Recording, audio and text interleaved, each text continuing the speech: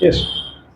So if I ask you what is linear equation in one variable, what will be your answer? Right, it is a mathematical See, statement. this is a mathematical statement.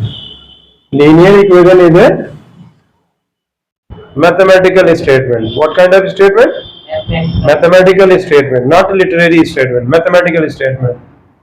What does it does? That expresses the equality of two algebraic expressions.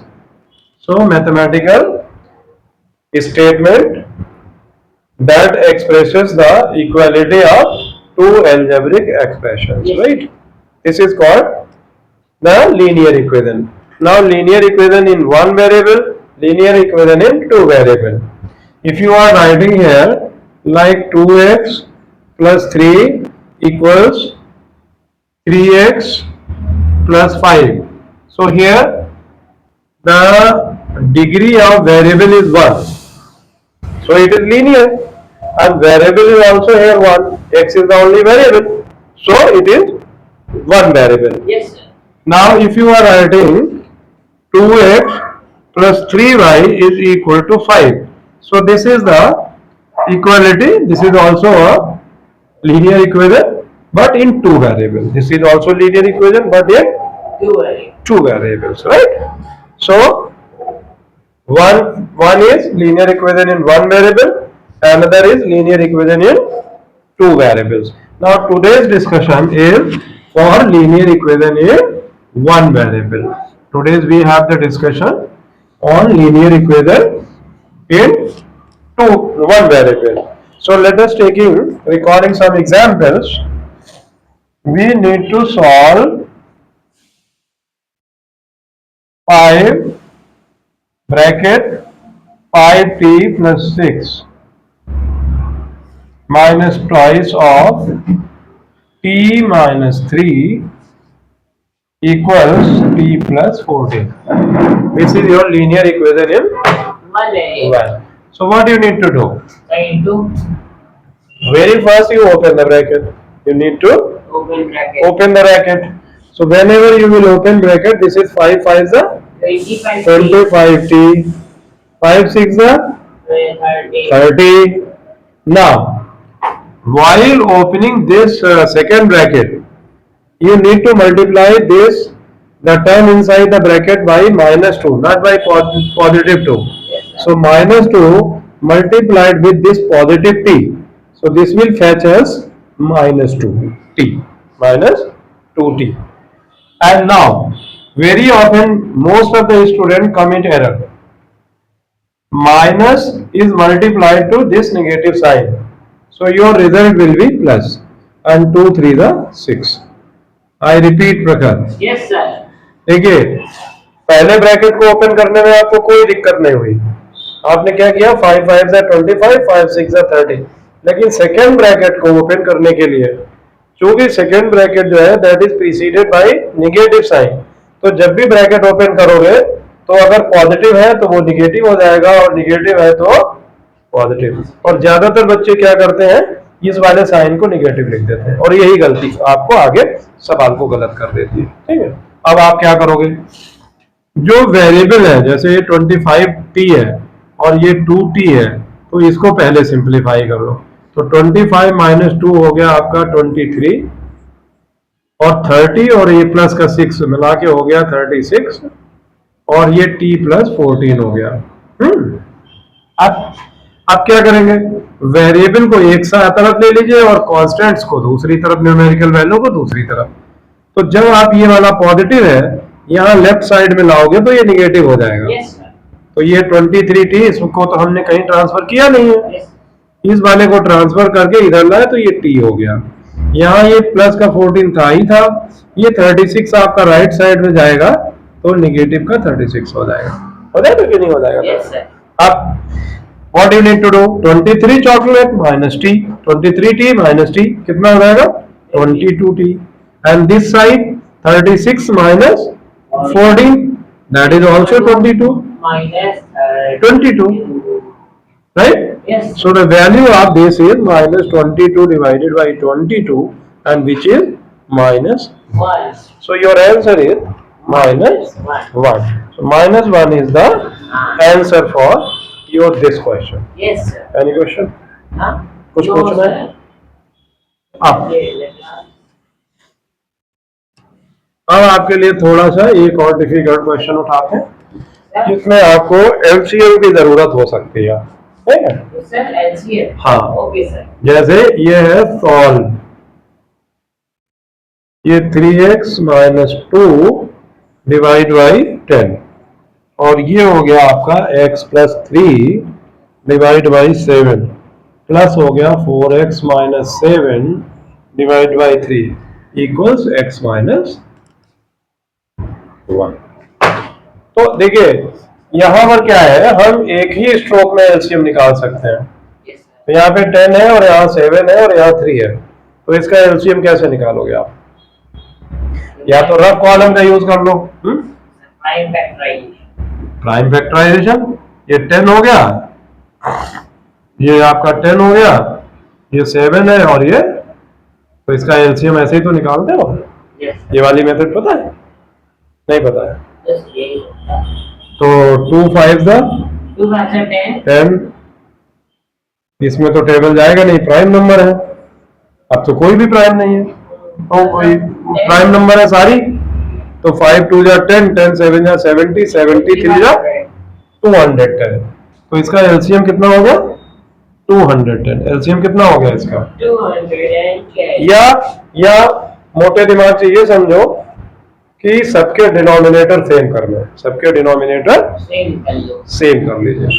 तो अब इसके denominator same करने के लिए 10 है, 10 को किससे multiply करेंगे? 21 से। इसको तो ये 3x माइनस 2 हो जाएगा और इसको यहाँ 21 से मल्टीप्लाई कर दो और नीचे भी 21 से मल्टीप्लाई कर दो।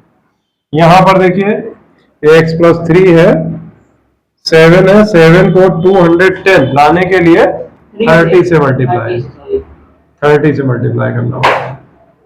और यहाँ पे 4 है, ये 210 लाने के लिए 3 को 70 से मल्टीप्लाई करना पड़ेगा। किससे? 70 से। तो 70 मल्टीप्लाइड बाई 3 और ये हो जाएगा आपका 4x माइनस 7 मल्टीप्लाइड बाई 70। इसमें कोई क्रॉस क्वेश्चन करना चाह रहे हैं? No, sir. तो सबसे ज्यादा जरूरी चीज है कि ये आपने इसका एलसीएम निकाल लिया। एलसीएम कितना हो गया? 210। समझ रहे? दूसरा एक तरीका इसमें ऐसी होता है कि अगर आप इसको ऐसे ना लिखें तो ये काम कर सकते हो कि multiply each term by LCM both side, multiply each term by LCM both side, ये भी एक ऑप्शन होता है और वो बेटर ऑप्शन है। बात वही आएगी, बात वही आएगी आपकी। समझ रहे मेरी बात को? कैसे आएगी देखिए बात, ये वाला मेथड करिए, पर एलसीएम आपने 210 निकाल लिया तो 3x माइनस 2 डिवाइड बाई 10 और इसको आपने 210 से मल्टीप्लाई किया। किससे कर दिया? 210। इसको भी आपने 210 से मल्टीप्लाई कर दिया 7 और इसको भी आपने 210 से मल्टीप्लाई कर दिया और 3 और राइट साइड में भी 210 से मल्टीप्लाई कर, क्योंकि दोनों तरफ इक्वेशन में 210 किसी भी कांस्टेंट नंबर से दोनों तरफ अगर मल्टीप्लाई कर दोगे तो रिजल्ट पर तो कोई असर पड़ेगा नहीं। तो मैंने क्या किया? दोनों तरफ मल्टीप्लाई कर दिया। आप ये बेटर ऑप्शन है, इसको काट दीजिए, यहां से इसको काट दीजिए, ठीक है? ये यहां से काट दीजिए, वही चीज आ जाएगी, राइट? आप 21 से इसे मल्टीप्लाई करो तो हमारे हिसाब से एक स्टेप और लिख लेना चाहिए आपको। 21 multiplied by 2 minus 30 multiplied by x plus 3, 70 multiplied by 4x minus 7 and this side is 210x minus 210। ठीक है? Yes, sir. अब ओपन कर दो। 21 3 दा 63, 21 2 दा बोलते रहो 42, Yes, sir. 30x 38 plus 90. फिर तुमने प्लस बोल दिया। इतना समझाया लेकिन तुमने काम वही करा, And 90, है ना? sir. एक आदमी था अपने बेटे को रोज टेबल सिखाता था, है? कैसे सरसों के दाने दे दे करके कि 8, फिर 8 के बाद 16, 16 के बाद 24। और जब शाम को पूछे उनकी मम्मी, कहेंगी 8 2 जा, तो लड़का हमेशा बताता 8 2 जा 4। वही तुम्हारा हाल है। ये देखिए, तो यहाँ क्या हो गया, यहाँ माइनस होगा, 3 3 जा 90, ये हो गया 7 4 जा 28, 7 4 जा 7 7 जा 49, और 210 x माइनस 210। इसमें कुछ कहना सुनना है? No sir. नहीं। अब आप जोड़ घटा लीजिए। देखिए यहाँ पे है 63 पॉजिटिव है, और ये 33 है, और ये 280 है। ठीक है, तो आप रफ कॉलम भी यूज कर सकते हो। 280 में, या इसमें देखिए, इसमें 63 से ये माइनस करो तो 33 बचेगा, 33 यहाँ जोड़ दीजिए, तो 280 में 33 जोड़ दीजिए, तो ये हो जाएगा 313। कितना हो जाएगा? 313x। राइट, चेक कर लेना अपना। फिर से मैं बोल दे रहा हूँ, ये 63 है, इसमें से 30 चला गया तो 30 चला गया तो 33 बचा। 33 को 280 में जोड़ दिया तो ये 3 हो गया, 8 और 3 11, 2 + 1 3, 313। अब ये 14 है निगेटिव का, ये 90 है निगेटिव का, ये 490 है, तो इनको भी जोड़ लीजिए। ये हो गया आपका 490, ये हो गया आपका 90, तो ये हो गया 42। तो जोड़ोगे कितना आ जाएगा? 2 9 + 9 18, 18 + 4 18 + 4 22, और फिर 22 कैरी 2, 4 + 2 6, तो ये हो जाएगा -622। और राइट साइड में हो जाएगा आपका 210 और 210x। आप इसको ले आइए इधर, 313x - 210, पुराना ही फार्मूला, 622 - 210। तो बताइए जरा कितना होगा? बताओ बताओ,